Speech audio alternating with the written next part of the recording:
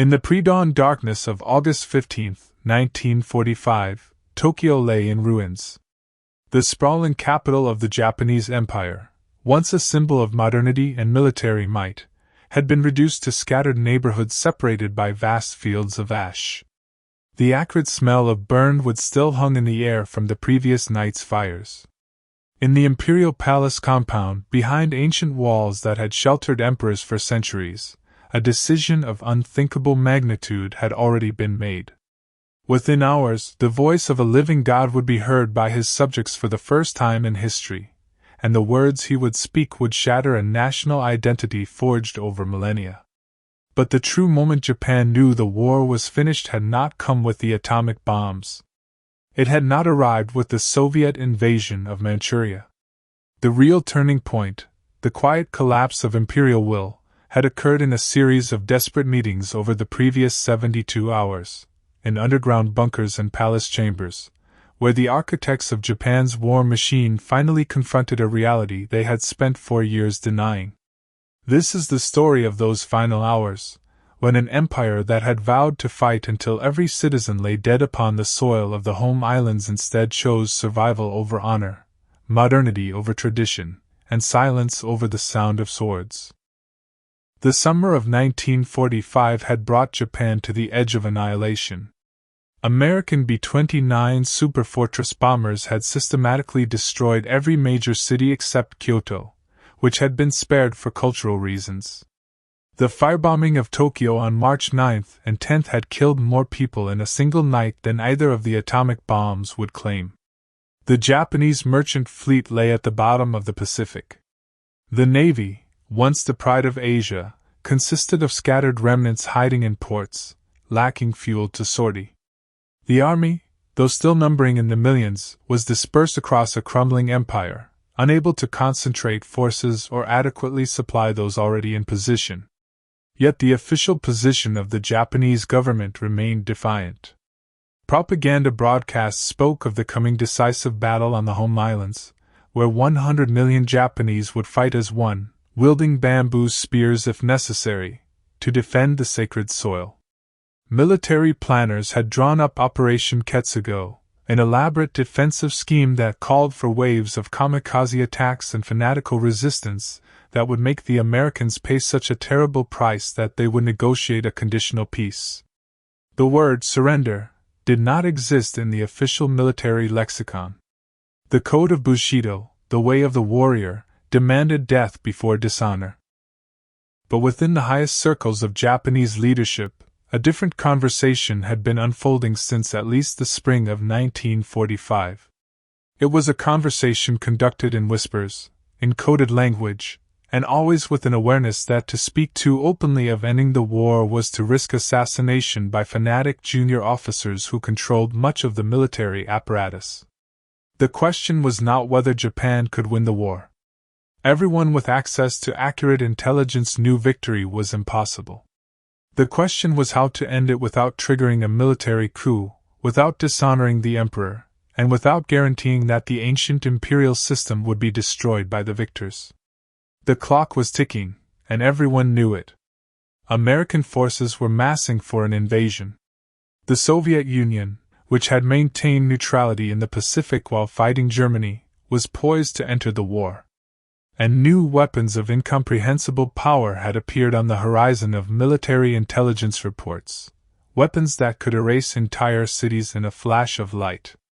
The next few days would determine whether the Japanese nation would survive into the modern era, or whether it would immolate itself in a final spasm of imperial devotion, taking millions of its own citizens into death alongside the military caste that had led them into this catastrophic war. To understand the paralysis that gripped Japanese decision-making in the summer of 1945, one must understand the unique political structure of wartime Japan. Emperor Hirohito was not simply a monarch. In the traditional understanding of the Japanese state, he was a divine being, the direct descendant of the sun goddess Amaterasu, whose will was absolute, and whose person was sacred beyond comprehension. Yet paradoxically, the emperor rarely exercised direct political power. For centuries, Japanese emperors had reigned but not ruled, leaving governance to shoguns, regents, and in the modern era, to the military and civilian bureaucracy. This created an impossible situation as defeat loomed. The military leadership, particularly the army, had driven Japan into war with China in the 1930s and then into the broader Pacific conflict. They had done so while claiming to act in the emperor's name, to fulfill his divine will and expand the sacred empire. Now, with defeat inevitable, they found themselves trapped by their own ideology. To surrender was to admit they had failed the emperor, betrayed the nation, and disgraced themselves beyond redemption. Many genuinely preferred death, and were prepared to drag the entire nation into death with them, rather than face such dishonor. Opposing them was a loose coalition of civilian officials and a handful of military officers who had come to recognize the futility of continued resistance. Foreign Minister Shigenori Togo had been working through neutral Switzerland and Sweden to explore peace terms since early spring. Navy Minister Mitsumasa Yonai understood that Japan's naval power was utterly broken. Lord Keeper of the Privy Seal Marquis Koichi Kido, one of the emperor's closest advisers, had been carefully preparing Hirohito to accept the necessity of surrender. But these men moved in constant fear. Junior army officers, fanatically devoted to the concept of fighting to the death, had already launched one attempted coup in 1936. They could easily do so again if they suspected the leadership of preparing to surrender. The entry of the Soviet Union into the war on August 9, 1945, between the two atomic bombings, was the blow that truly shattered the last illusions of the Japanese leadership. Until that moment, some had clung to the hope that the Soviet Union might serve as a mediator, helping Japan negotiate a conditional peace that would preserve the imperial system and perhaps allow Japan to retain some of its conquered territories. The Soviets had been sending vague signals that seemed to encourage this hope, while simultaneously preparing to strike. When Soviet forces crashed across the border into Japanese-held Manchuria with overwhelming force, they destroyed the Guandong Army, once considered the elite of the Japanese military, in a matter of days. The speed and scale of the Soviet offensive made it clear that if the war continued, the Soviet Union would invade the Japanese home islands from the north while the Americans invaded from the south. Japan would be divided and occupied by two powers, much as Germany was being divided. The imperial system would almost certainly be destroyed. The emperor himself might be tried as a war criminal. The atomic bombings of Hiroshima on August 6 and Nagasaki on August 9 had demonstrated that the Americans possessed weapons that could obliterate Japanese cities without risking a single American life in the process. The careful calculations of Operation Ketsu-Go, which depended on inflicting massive casualties on invading American forces, became meaningless. What was the point of preparing to fight on the beaches if entire cities could be erased from a distance? How could soldiers defend against a weapon they could not see coming, could not shoot down, and could not survive? Yet even in the face of these catastrophes, the Supreme War Council, the six-man body that effectively controlled Japanese war policy, remained deadlocked. Prime Minister Kantaro Suzuki, Foreign Minister Togo, and Navy Minister Yonai favored accepting the Potsdam Declaration, which had been issued by the Allies in July demanding unconditional surrender. Army Minister Korechika Enemy, Army Chief of Staff Yashijiro Yumizu, and Navy Chief of Staff Somu Toyoda insisted on conditions that would allow Japan to disarm itself, try its own war criminals, and guarantee the preservation of the imperial system. They knew the Allies would never accept such terms, but accepting the Potsdam Declaration as written was, to them, unthinkable. The deadlock could only be broken by the emperor himself. And this was where the true crisis lay. If Hirohito directly ordered surrender, he would be acting in an unprecedented way, shattering the convention that emperors did not make political decisions. He would be taking personal responsibility for the defeat and humiliation of Japan. But if he did not act, the military leadership would continue the war until Japan was utterly destroyed, and the imperial institution would perish anyway. In the early morning hours of August 10th, after the second atomic bomb and the Soviet invasion, Hirohito was finally asked to make a decision. It was a decision that would echo through the remainder of the 20th century and beyond. The Imperial Conference began just before midnight on August 9, 1945, in an underground air raid shelter beneath the Imperial Palace. The room was stifling, humid, and inadequately ventilated. The Emperor sat on a simple wooden chair, his presence dominating the room despite his small stature and soft voice. Around him sat the 6 members of the Supreme War Council, along with the President of the Privy Council and other senior officials.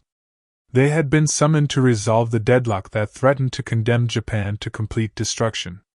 Prime Minister Suzuki opened the proceedings by reviewing the military situation with brutal honesty.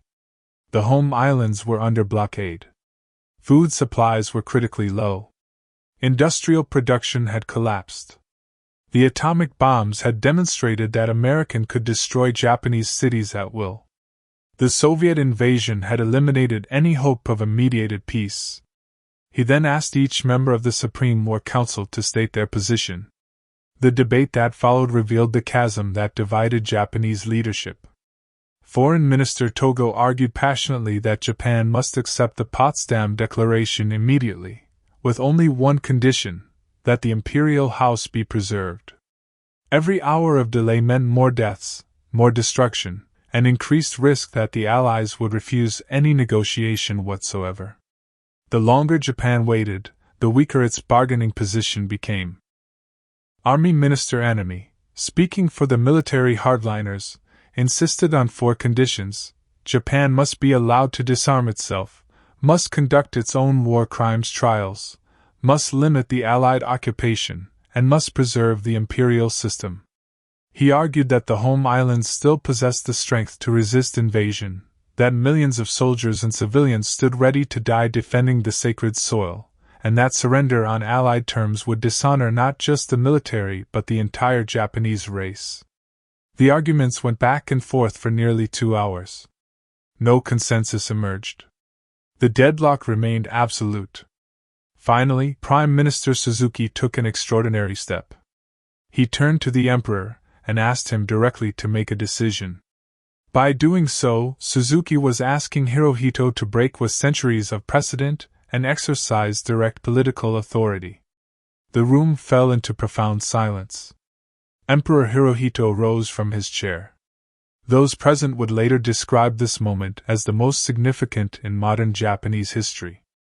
Hirohito spoke quietly, but his words were clear. He said that continuing the war would lead only to the destruction of the Japanese people and the obliteration of Japanese culture. He had been told that new defensive preparations were being made, but he had also been told this before, and those preparations had failed. He could not bear to see his people suffer any longer. Japan must accept the Potsdam Declaration. The decision had been made. In the early hours of August 10th, the Japanese government transmitted a message to the Allies through neutral Switzerland, stating that Japan was prepared to accept the Potsdam Declaration on the condition that it did not comprise any demand which prejudices the prerogatives of His Majesty as a sovereign ruler. The message was deliberately ambiguous, but it was surrender nonetheless. The Allied response arrived on August 12th. It had been carefully crafted to maintain the demand for unconditional surrender while offering a subtle compromise on the Emperor. The response stated that the authority of the Emperor and the Japanese government to rule the state shall be subject to the supreme commander of the Allied powers, and that the ultimate form of government would be established by the freely expressed will of the Japanese people. This meant the Emperor could remain, but he would be subordinate to the Allied occupation authority, and the Japanese people would ultimately decide whether to keep the imperial system. This response triggered another crisis. The hardline military officers interpreted it as a demand that the Emperor be subordinated to foreign control, which was intolerable. Anami and the military chiefs argued that Japan must reject the Allied response and prepare for the final battle. Once again, the Supreme War Council was deadlocked. Once again, an imperial conference was called. Once again, the decision could only be made by the emperor himself. The Second Imperial Conference took place on August 14th in the same underground shelter. The debate was even more intense than before. Army Minister Anami had spent the previous days trying to rally support for continuing the war, while simultaneously working to prevent a military coup that would overthrow the government and impose martial law. He was a man torn between loyalty to the emperor and loyalty to the warrior code that had defined his entire life. When the emperor spoke this time, his words were even more direct. He stated that he found the Allied response acceptable. He understood that it meant changes to the imperial system, but the alternative was the complete destruction of the Japanese nation. He ordered the government to prepare an imperial rescript announcing Japan's acceptance of the Potsdam Declaration. For the second time in less than a week, Hirohito had exercised direct authority to override the military leadership. The decision to surrender was final. What happened next demonstrated just how fragile the decision to surrender actually was. The emperor's decision had to be communicated to the Japanese people and to the world. This would be done through an imperial rescript, a formal statement in the emperor's voice. But even more significantly, it was decided that Hirohito would record the announcement to be broadcast over the radio. This was unprecedented. The emperor had never spoken publicly to his subjects. Most Japanese had never heard his voice. The idea that the divine emperor would address the nation directly through radio was revolutionary. The recording was made in the early hours of August 15th in a small room inside the Imperial Palace. Hirohito read from a formal script, written in classical Japanese that would be barely comprehensible to ordinary citizens. His voice was thin, crackling through the primitive recording equipment.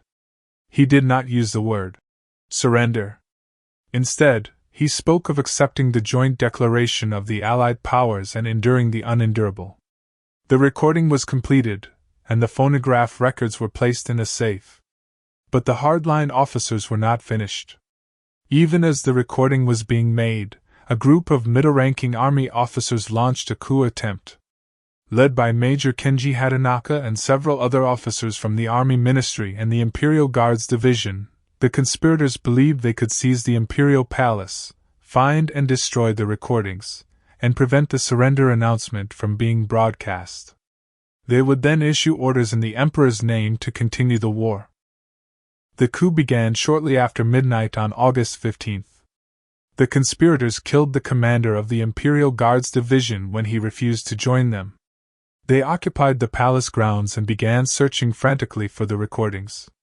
For several terrifying hours, it appeared the coup might succeed. If the recordings were destroyed and the surrender announcement prevented, Japan would plunge into chaos. The Allies would resume their attacks. The Soviet advance would continue. And Japan would be torn apart by civil war between those who wanted to surrender and those who wanted to fight to the death. But the coup lacked sufficient support. Key military commanders refused to join the rebellion. The Eastern District Army, which controlled forces around Tokyo, remained loyal to the government.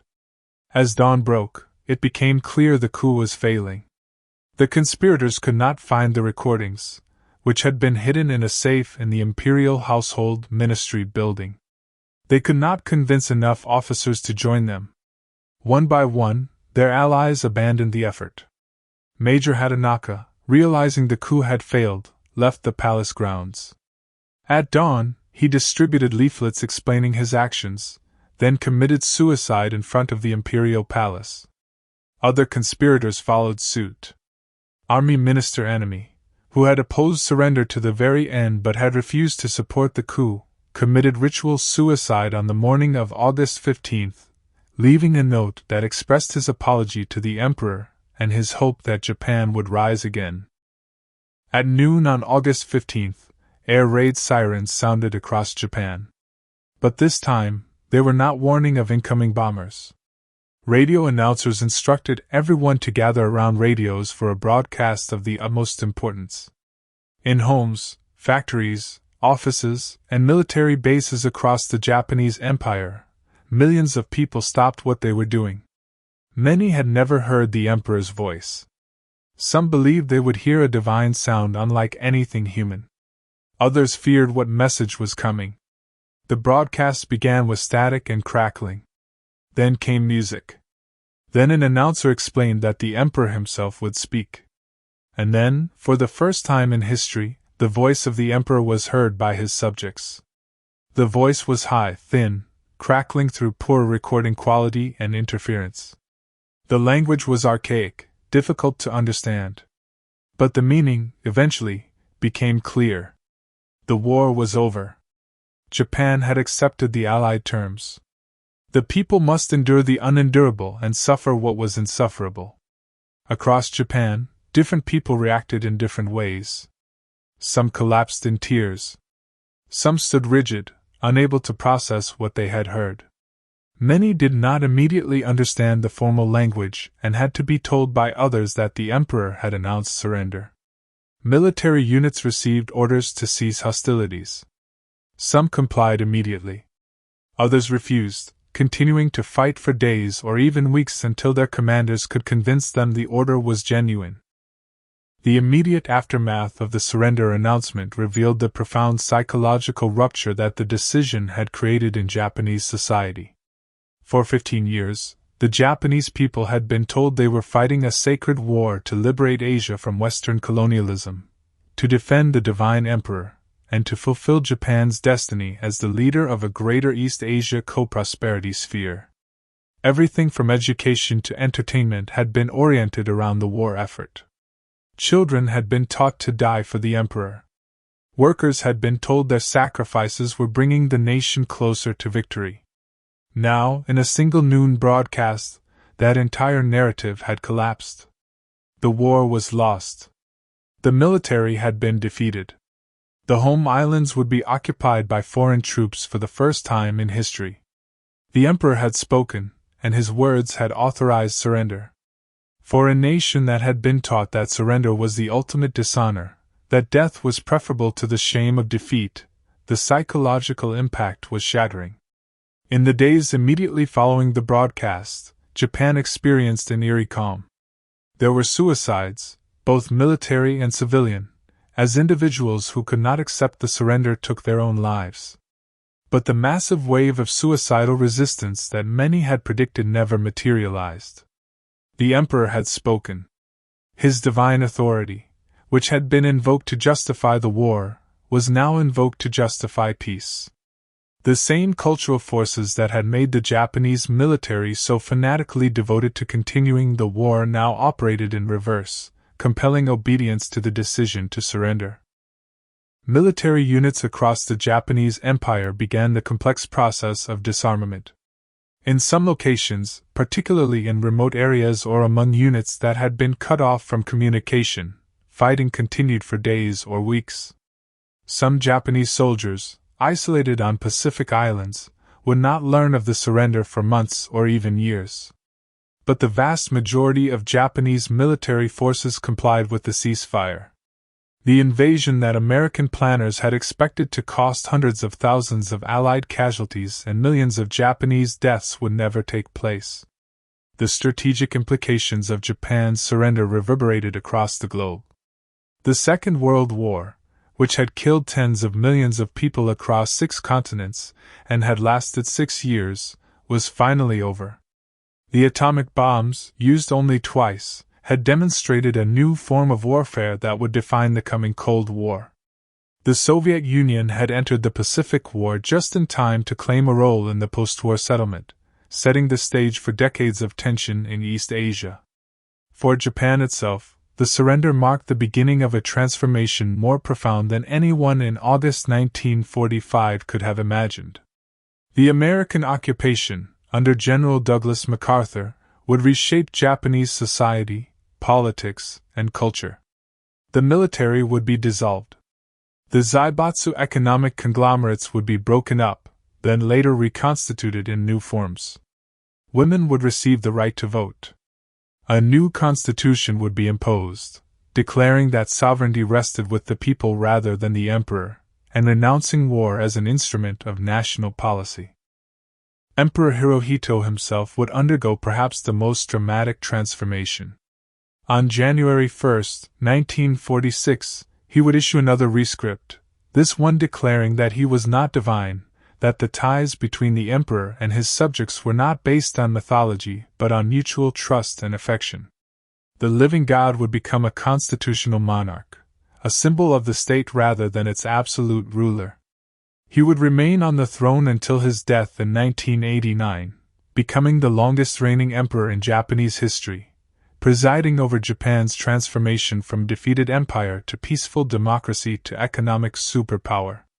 The quiet moment when Japan knew the war was finished was not a single dramatic instant. It was not the flash of atomic fire over Hiroshima. It was not the Soviet tanks rolling across the Manchurian border. It was not even the emperor's voice crackling through the radio speakers at noon on August 15th. The real moment came in those underground conference rooms, when the emperor spoke twice to break the deadlock, when he chose the survival of his people over the warrior code that had defined Japanese military culture for centuries, when he accepted dishonor in the eyes of the military hardliners to prevent the complete annihilation of the nation. In those quiet meetings, conducted in formal language, with all the ritual and ceremony that Japanese political culture demanded, the most fundamental decision in modern Japanese history was made. An empire chose modernity over tradition. A divine ruler accepted human limitation. A military culture that worshipped death accepted the necessity of life. And in making that choice, Japan began its journey from the ruins of August 1945 to the peaceful, prosperous nation it would become in the decades that followed. The war ended not with a bang, but with a whisper, spoken in an underground shelter by a small man in a military uniform, asking his people to endure the unendurable and to bear the unbearable. And they did.